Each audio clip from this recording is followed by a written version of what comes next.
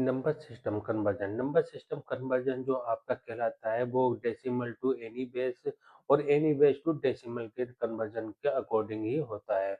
अगर हम कन्वर्जन की बात करते हैं तो उसके में जो आपका जैसे कि डेसिमल की बात करते हैं, डेसिमल टू बाइनरी कन्वर्जन की बात करते हैं तो डेसिमल का बेस कितना होता है आपका 10 होता है, ठीक है? डेसिमल का बेस कितना हो गया हमारा 10 हो गया और बाइनरी का बेस कितना होगा हमारा 2 होता है। तो जैसे कि अगर हम इस क्वेश्चन में देखते हैं डेसिमल की ये वैल्यू दे रखी है 1.125, ठीक है? अगर पॉइंट से जो राइट वाली वैल्यू है तो उसको हम क्या बोलते हैं इंटीजर पार्ट बोलते हैं और पॉइंट से लेफ्ट वाली वैल्यू को हमारा क्या बात कहलाता है कि फ्रैक्शनल वैल्यू कहलाती है।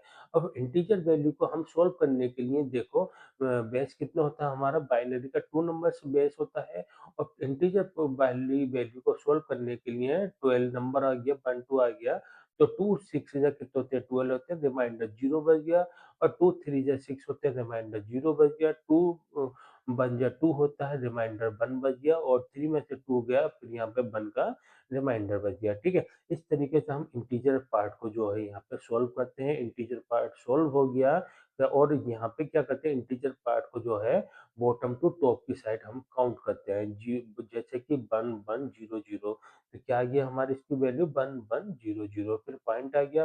अगर सेकंड की बात करते हैं पॉइंट से राइट हैंड वाली 125 इसका हम क्या करते हैं फ्रैक्शनल करते हैं फ्रैक्शनल की वैल्यू निकालने के लिए यहाँ पे देखिएगा 0.125 इंटू टू ठीक है। टू क्या है यहाँ पे बाइनरी का बेस है और बेस से हमने क्या मल्टीप्लाई करी तो 0.25 हमारी वैल्यू यहाँ पे आ गई।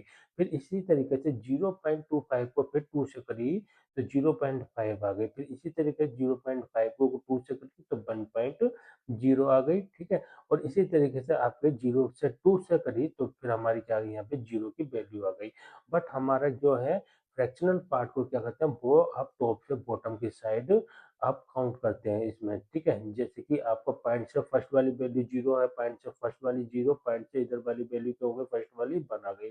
तो 0, 0, 1 ये हमारी क्या हो गई इसकी वैल्यू हो गई। तो 0, 0, 1 हमारी इसमें वैल्यू हो गई। तो यह हमारा क्या हो गया डेसिमल टू बाइनरी का कन्वर्जन हो गया। तो इसी तरीके से डेसिमल टू ऑक्टल कन्वर्जन करते हैं। ऑक्टल का बेस कितना होता है हमारा 8 होता है। तो 8 नंबर से ही हम इसको सॉल्व करेंगे।